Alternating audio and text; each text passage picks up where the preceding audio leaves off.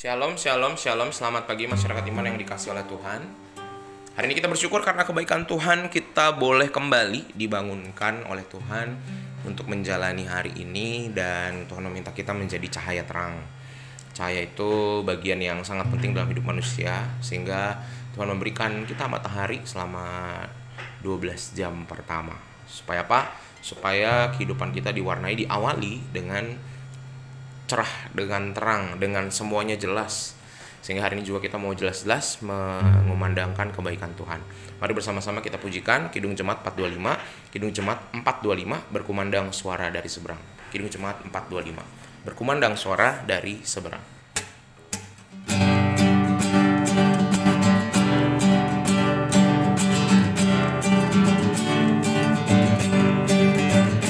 Berkumandang suara dari seberang, kirimlah cahayamu.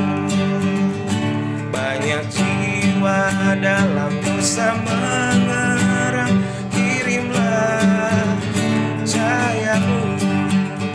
Kirimlah pelita Injil menyertai yang terlelap.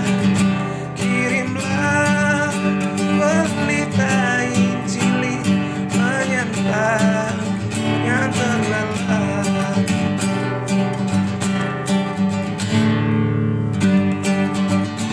Kita tak dengar cerita dari jauh, kirimlah cahayamu.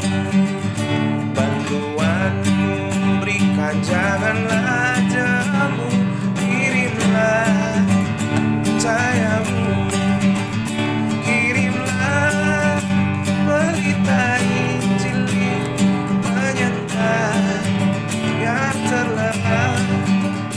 Kirimlah pelita Injil menyertai yang terlelap. Mari kita bersatu dalam doa.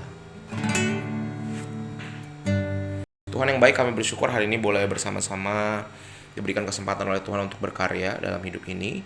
Dan sebentar kami membaca firman-Mu, mampukan kami berkaca, berefleksi dari apa yang Tuhan firmankan. Dalam nama kami berdoa, amin. Bersama kita buka 2 Tawari 33, 2 Tawari 33 ayat 21 sampai 25. 2 Tawari 33 ayat 21 sampai 25. 2 Tawari 33 ayat 21 sampai 25. Dengarkanlah sabda Tuhan. Amon berumur 22 tahun pada waktu ia menjadi raja, dan 2 tahun lamanya ia memerintah di Yerusalem. Ia melakukan apa yang jahat di mata Tuhan, seperti yang telah dilakukan Manasye ayahnya. Amon mempersembahkan korban kepada segala patung yang dibuat Manasye ayahnya dan beribadah kepada patung-patung itu. Tetapi ia tidak merendahkan diri di hadapan Tuhan seperti Manasye ayahnya. Merendahkan diri, malah Amon makin banyak kesalahannya. Maka pegawai-pegawainya mengadakan persepakatan melawan dia dan membunuhnya di istananya. Tetapi rakyat negeri itu membunuh semua orang yang mengadakan persepakatan melawan Raja Amon. Dan rakyat negeri itu mengangkat Yosia anaknya menjadi raja menggantikan dia. Bapak Ibu Saudara yang dikasihi oleh Tuhan. Kadang-kadang tuh ya, kita dalam hidup ini ada hal-hal yang rasa-rasanya kita teruskan. Kita teruskan gimana maksudnya? Sadarkah apa yang kita lakukan ini banyak yang dipengaruhi oleh apa yang dilakukan oleh pendahulu kita. Jadi kalau Bapak Ibu lihat sifat Bapak Ibu sekarang ini, itu banyak mirip-miripnya dengan orang tua kita. Orang tua kita banyak miripnya sama mangkong kita. Mangkong atau kakek nenek atau opung kita juga mirip lagi sama buyut kita. Dan biasanya ke anak itu, walaupun banyak orang juga yang berubah jadi lebih baik ya, tapi biasanya PR buruk itu, sifat-sifat buruk itu belum selesai. Karena setiap orang tidak berusaha memperbaiki diri, dan akhirnya tanpa sadar diteruskan ke anak. Anaknya juga tidak memahami bagaimana caranya mengubah dirinya. Misal contoh, bapaknya seorang pemarah, kemudian sampai di usia tua dia nggak berubah jadi lebih sabar. Maka anaknya yang tadi dia berkata, aku nggak mau marah-marah kayak bapak, tetap aja pasti keulang. Kenapa? Karena bapaknya tidak berhasil menemukan kunci jawaban bagaimana supaya saya nggak marah-marah. Jadi itu diterusin ke anak. Contoh juga misalnya seorang ibu yang cemburuan. Dia cemburuan gitu ya, gampang cemburuan. Terus anaknya berkata, aku nggak mau cemburu kayak mama. Diterusin juga pasti nanti tanpa sadar. Kenapa? Karena mamanya belum punya kunci jawaban bagaimana jadi orang tidak cemburu. Nah, ini juga yang terjadi pada Amon.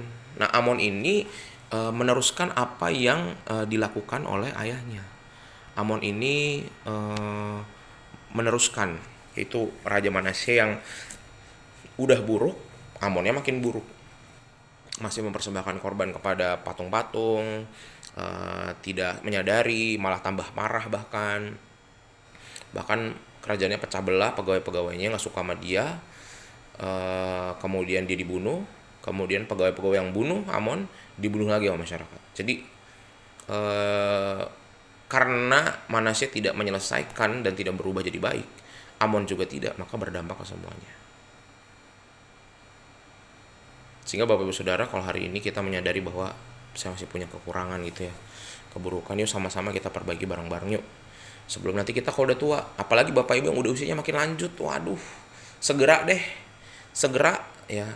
Kalau yang muda-muda masih banyak waktu lama nih, yang sudah tua-tua nih, yang udah punya anak, udah punya cucu, segeralah mengubah diri supaya nanti anak atau keturunan Bapak Ibu punya, atau orang-orang sekitar Bapak Ibu yang muda-muda, ponakan, bisa punya kunci jawaban supaya keadaan mereka, kalau mereka punya keburukan yang sama kayak kita, tidak tambah parah.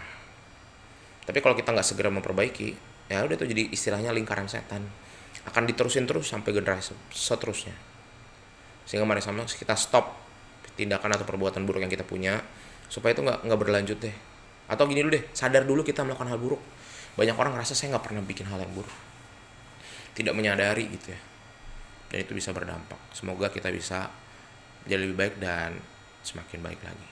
Amin. Mari kita berdoa. Tuhan, terima kasih firman-Mu hari ini mengatakan kepada kami agar kami segera memberhentikan hal buruk, karena kalau tidak akan dilanjutkan oleh banyak orang di sekitar kami, baik keturunan kami, baik orang-orang muda di sekitar kami.